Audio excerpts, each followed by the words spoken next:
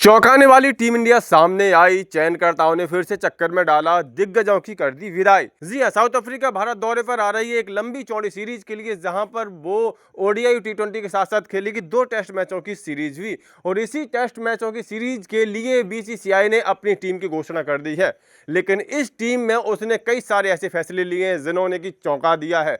कई सारे इनफॉर्म खिलाड़ियों को तो कंसीडर ही नहीं किया गया टीम के लिए, तो वहीं पर कई सारे खिलाड़ियों की वापसी यहां पर हमें होती हुई नजर आ रही है। तो कई सारे फ्लॉप खिलाड़ियों को भी टीम में जगह दे दी गई है।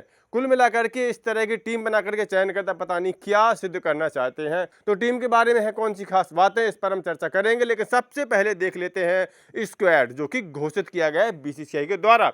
इस स्क्वाड में कप्तानी शुभमन गिल को दी गई है, जो कि परमानेंट टेस्ट कप्तान बन चुके हैं। इसके अलावा ऋषभ पंत की यहाँ वापसी हुई है चोट के बाद, और उनको फिर से उप कप्तान बना दिया गया है।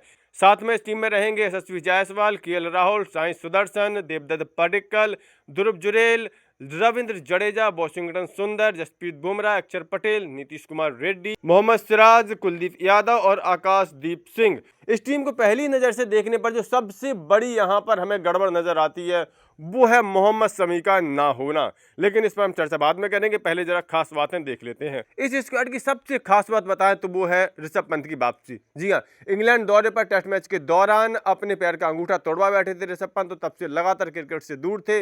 लेकिन अभी हाल ही में साउथ अफ्रीका ए के खिलाफ उनको इंडिया ए की कप्तानी दी गई, जिसमें उनका प्रदर्शन बेहद शानदार जानदार रहा और उन्होंने अपने बल्ले के शानदार प्रदर्शन से अपनी टीम को जिताया भी है। यहाँ पर टेस्ट स्क्वाड में अभी ऋषभ पंत की शानदार वापसी हुई है और उनको एक बार फिर से उपकप्तान बना दिया गया है। जी हाँ, इंग्लैंड दौरे पर उपकप्तान बनाए गए थे ऋषभ पंत, लेकिन वेस्टइंडीज के दौरे पर चूंकि वो अनुपलब्ध थे, ऐसे में रविंद्र जडेजा को उपकप्तान बना दिया गया था। लेकिन अब एक बार फिर से जब ऋषभ पंत टीम में आ चुके हैं तो वापस उनको उपकप्तान बना दिया गया है। इस स्क्वाड की दूसरी बड़ी बात है, रविंद्र जडेजा अब कप्तान नहीं होंगे। जी हां, रविंद्र जडेजा को टीम में जगह तो दी गई है, लेकिन वेस्टइंडीज के दौरे पर उनको कप्तान बनाया गया था। अब उनसे यह पद छीन करके वापस ऋषभ पंत को दे दिया गया है। इस स्क्वाड की एक और सबसे बड़ी बात है, मोहम्मद शमी को इस स्क्वाड में मौका नहीं दिया गया है। जी हां, इस स्क्वाड में आपको मोहम्मद शमी का नाम नजर नहीं आ रहा है और इसका रीजन कोई भी नहीं जानता कि मोहम्मद शमी का नाम यहां पर क्यों नजर नहीं आ रहा है। मोहम्मद शमी अपनी चोट से पूरी तरह से मुक्त हो चुके हैं, अच्छी फॉर्म में हैं, अच्छी फिटनेस में हैं, घरेलू क्रिकेट में लगातार अच्छा प्रदर्शन कर रहे हैं। अभी हाल ही में रणजी ट्रॉफी के नए सीजन में उन्होंने 2 मुकाबले खेल लिए हैं और इन 2 मुकाबलों में उन्होंने 65 ओवर की गेंदबाजी करके 15 विकेट भी झटक लिए हैं, अपनी टीम को शानदार जीत भी दिलवाई है। लेकिन इसके बावजूद भी उनको टेस्ट स्क्वाड में अगर नहीं चुना गया है तो अपने आप में यह चयन पर कई सारे बड़े सवाल खड़े करता है। इसके अलावा नारायण जगदीशन इस स्क्वाड से बाहर कर दिए गए हैं।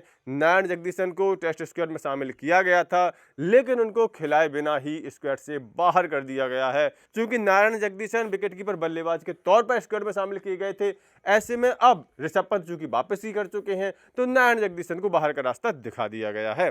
इसके अलावा साई सुदर्शन को एक और मौका दिया गया और शायद आखिरी मौका दिया गया है। हमने देखा था साई सुदर्शन को इंग्लैंड दौरे पर मौका दिया गया था, हाल ही में वेस्टइंडीज के खिलाफ भी उनको मौका दिया गया था, लेकिन प्रदर्शन कुछ खास नहीं रहा था। ऐसे में अब साउथ अफ्रीका के खिलाफ इन 2 टेस्ट मैचों में और उनके प्रदर्शन को देखा जाएगा। अगर यहाँ अच्छा प्रदर्शन कर देते तब ठीक है, अगर अच्छे प्रदर्शन नहीं कर पाते तो लगता है कि इसके बाद उनको मौका नहीं मिलेगा। तो कुल मिलाकर के ये है साउथ अफ्रीका के खिलाफ 2 टेस्ट मैचों की सीरीज के लिए घोषित हुआ टेस्ट स्क्वाड, जिसमें कि मोहम्मद शमी वापसी फिर से नहीं कर सके हैं। तो कुल मिलाकर के इस स्क्वाड पर और इस स्क्वाड के इन सभी खास बातों पर आप लोगों की क्या राय है, साथ ही साथ आप लोग अपना विचार जरूर बताइए कि मोहम्मद शमी आखिर टीम इंडिया में वापसी क्यों नहीं कर पा रहे हैं। अपनी राय, अपने विचार कमेंट करके जरूर दें। स्पोर्ट के सभी अपडेट्स के लिए सफलतानामा चैनल सब्सक्राइब जरूर कर लें।